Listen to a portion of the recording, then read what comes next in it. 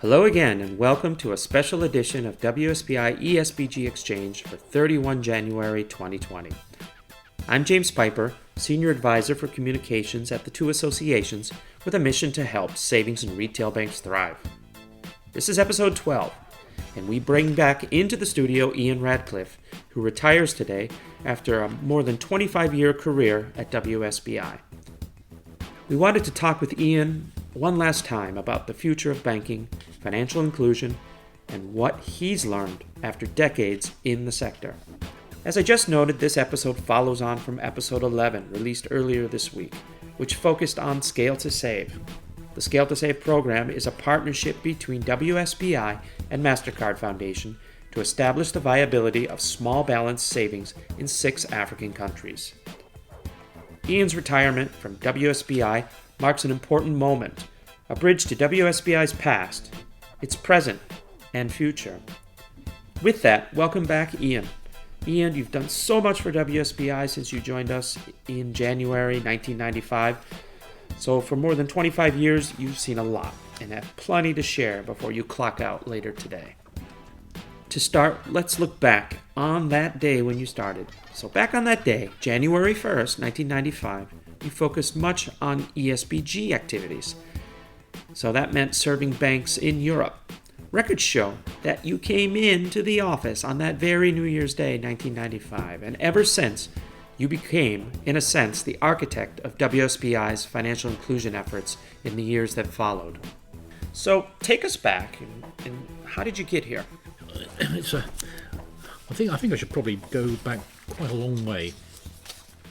Before I came here, I had an 18-year career with one of the what was then one of the world's largest banks, National Westminster Bank in the UK. But my career there was very wide-ranging. It was domestic banking in the United Kingdom, and then I spent a little bit of time in international banking in Australia.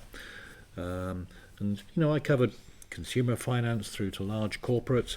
I worked on the risk elements, I worked on the marketing elements and all the tensions that there are between those two elements in any organisation.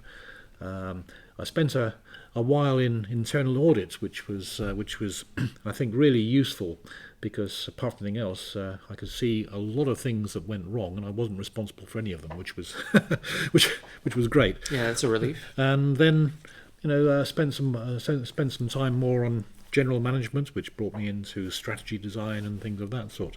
So all of those things were elements which I was able to bring to initially to ESBG as we started, and then in due time to WSBI. I mean, it was a great grounding in the, if you like, the more technical aspects of what it actually means to run a bank. What has been accomplished by WSBI-ESBG since then? Okay, well, in the early days, the real focus was on Central and Eastern Europe. You said a few moments ago, when I started, my focus was on Europe.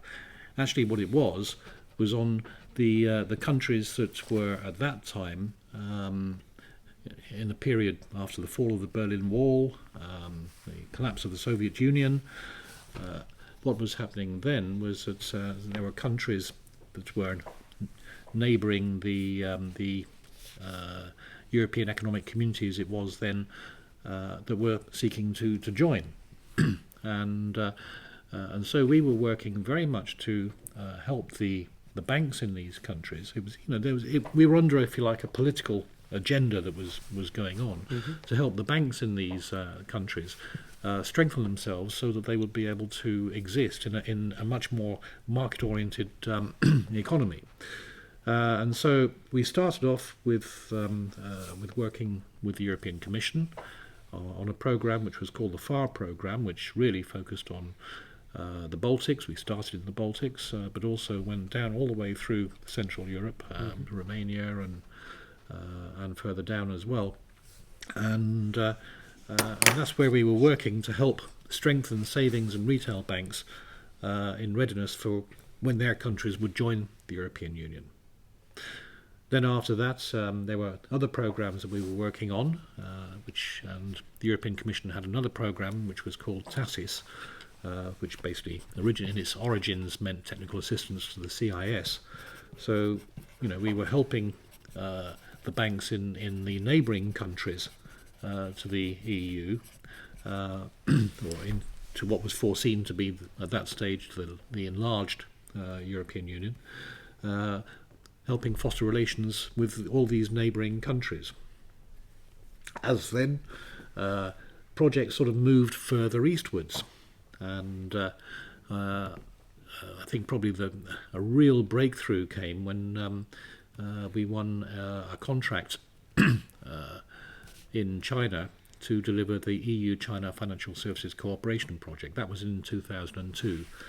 And the interesting thing about that was it was all about helping the Chinese governments bring their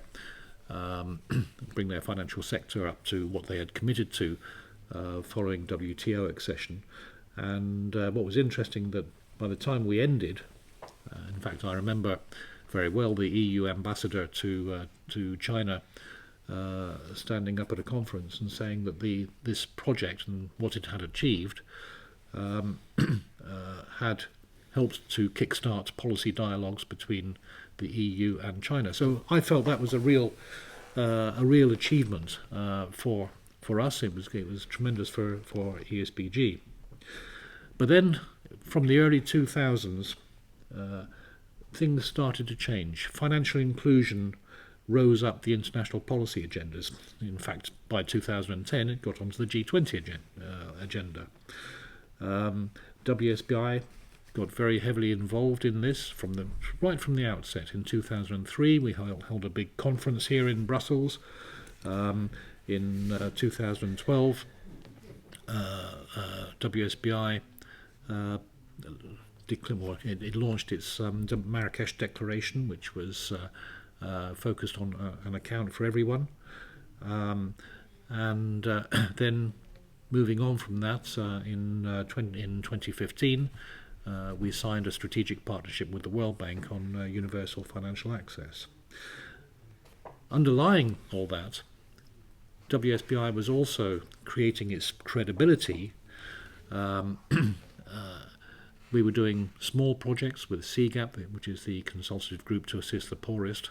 That's part of the World Bank group. And then in 2007, 2008 or thereabouts, we were approached by the Gates Foundation with what sounded like, at that time, a simple question.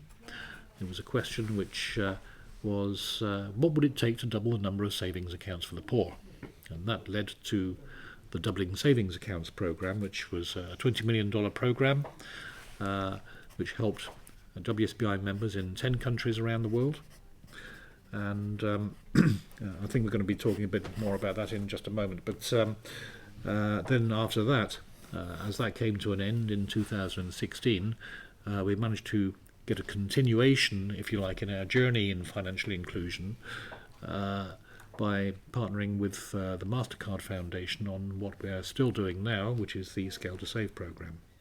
Give us some of the highlights of Gates and Scale to Save. Okay, well, as far as Gates is concerned, as I said, we were asked what would it take to double the number of savings accounts for the poor. The partner banks we worked with, and I'll just quickly run through the countries we were working in. We were working in 7 countries in Africa.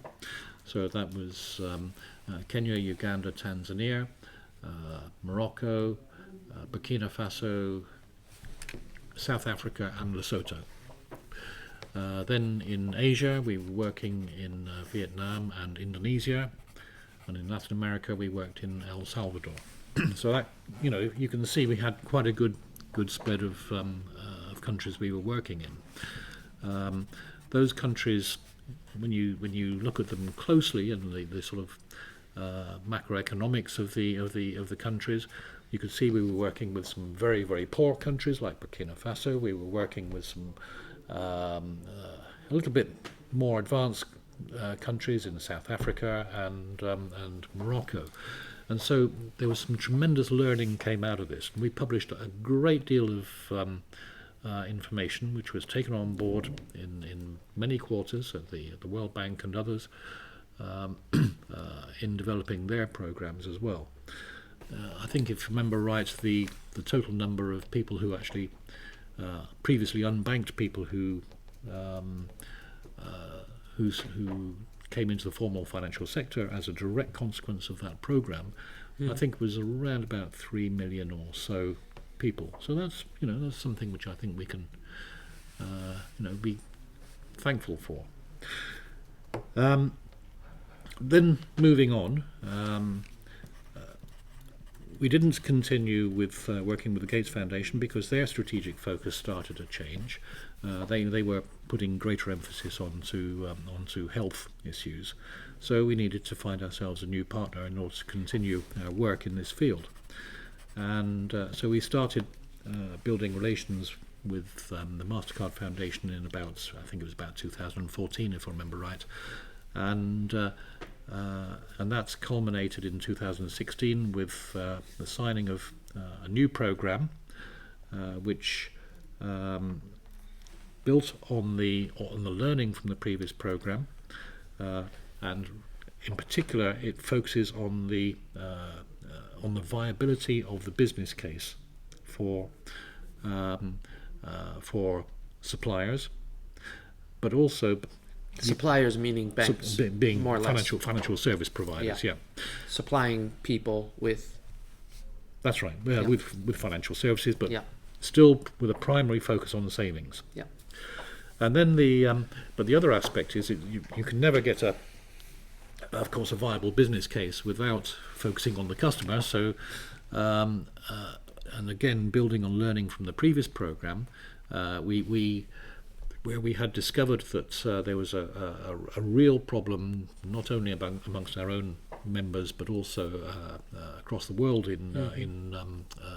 among financial service providers, a real problem of dormant accounts. What we had seen from the previous program was dormancy rates of up to 70% in some countries, and according to the IFC, I remember there was a conference that we had at I think it was in 2018, where a representative from IFC stood up and said that the global average was about 60%. I think it's down a little bit now to around 50%. But what we were saying is that because of this real problem of dormancy, that dormant accounts undermine viable business cases. And so we developed a theory which was that if you really focus on customer centricity, then people will actually use their accounts. And so there's a real focus on that's why there's a real focus on in the Scale to Save program on customer centricity. Incidentally, I should also mention the name Scale to Save. Originally, we'd been working with an earlier title for the program, which was making small-scale savings work, but quite rightly we thought that was a bit of people started telling us that was a bit of a mouthful. 5 words to describe something. So that's where you and I, James, we remember it well. We went off to work with a professional branding agency who helped us come up with the Scale to Save name, and it's a name which as we go forward, and this program with the current partnership with Mastercard Foundation continues through until February 2022, we really hope that the Scale to Save name will continue, but whether we work with Mastercard Foundation or another funder remains to be seen. And that's Scale, the number 2, and then Save, all in one string. So you can Google it and it pops up right away on your search. Where do you see, with all this recent success, where do you see the future of WSBI in the field of financial inclusion? Well, again, I think we're going to be guided by international policy agendas.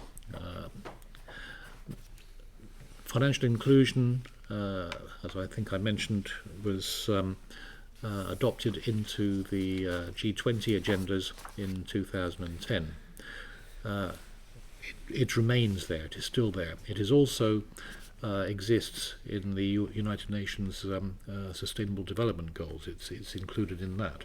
So as long as the topic of financial inclusion remains high on international policy agendas, then WSBI will have a role to play. The UFA 2020, the World Bank's Universal Financial Access 2020 program is due to end this year, and they are starting a dialogue with their strategic partners, which includes WSBI, to see what will come next. My own view, I said this when I was in Washington last year in October. My own view is that there has to be some real joined-up thinking between the United Nations, Sustainable Development Goals, and all the other programs that exist. And at G20 level, there is the GPFI, which is the Global Partnership for Financial Inclusion, and the key implementing partners includes various UN agencies, particularly UNCDF, but also the World Bank and so on. So I'm sure there will be some joined-up thinking going forward. Now, as far as WSBI is concerned, I mean, what guides us is what happens amongst the membership. The members are, for them, financial inclusion is a main priority, is a big priority, particularly in Africa, where financial inclusion is, you could argue, is the biggest issue affecting change in the financial sector.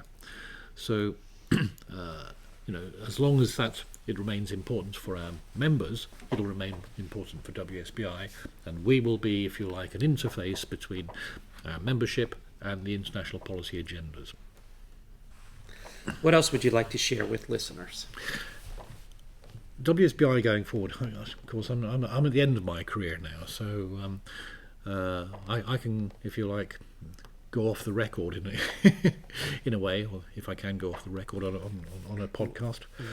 But what I see now are some major trends. Going back to, I think it was 2014, I was in New York and meeting with, it was some people from Citi Foundation, who were telling me that the Citi Group based their whole strategy around 3 global trends: globalization, digitization, and urbanization. Now, interestingly, only a few months ago, I saw a survey in one of the major business journals that had done a survey of chief executives around the world, and they came up again with those same three global trends: globalization, digitization, and urbanization. But they added 2 more: inequality and climate change. Now, those 5, if you are what chief executives around the world see as the big trends. I personally would add another one to that, and that is demographic change. We all hear about aging societies, but what we don't hear about so much, but we should hear about, is what's happening in Africa. In Africa, by 2040, 50% of the world's population of working age are going to be on the African continent. Now, if we start linking that also with some of the other, or perhaps with one of the other big big trends which was mentioned, which is climate change, and climate change is, as we all know, is pretty well top of the agenda nowadays. But climate change is going to hit the African continent hardest, anywhere in the world. And there's a number of reasons for that. Firstly, because African society is very closely coupled with the climate system. Hundreds of millions of people actually depend on rainfall to grow their food. Secondly, the African climate system is controlled by a very complex mix of large-scale weather systems. Thirdly, the degree of expected climate change is large. The 2 most extensive land-based end-of-century projected decreases in rainfall anywhere on the planet will occur over Africa. One North Africa and the other Southern Africa. And finally, the capacity for adaptation to climate change is low. Poverty is a real problem here. So, it's going to impact Africa harder than anywhere else. So how can we put that? How can we see that with growing population, young people, and this massive impact from climate change? That's undoubtedly going to lead to movements of people within the African continent and also elsewhere. Banks are going to have to really start thinking about this because WSBI is involved in migrant remittance programs, and these issues are going to take greater prominence going forward. So, if you like, I don't want to sound like a doomsayer, but there are some real challenges coming up. Well, thanks, Ian, for all of your insight, and thanks for giving us a vision of the future and where WSBI and banks need to go. Ian, you started fast, maintained your momentum, and finished strong. Well done. Thank you for coming one last time to Studio 4A, and we wish you a fruitful retirement. That's it for this special edition of the WSBI-ESBG podcast. Special thanks to our technical ace, Alexander de Chermont, and WSBI's Ian Radcliffe for sharing his last thoughts about the future of savings and retail banking around the world. I'm James Pieper, signing off until next time. Thanks for listening. For more information about WSBI, go to our website, visit us on YouTube, Twitter, and LinkedIn. The podcasts are available on both SoundCloud and YouTube.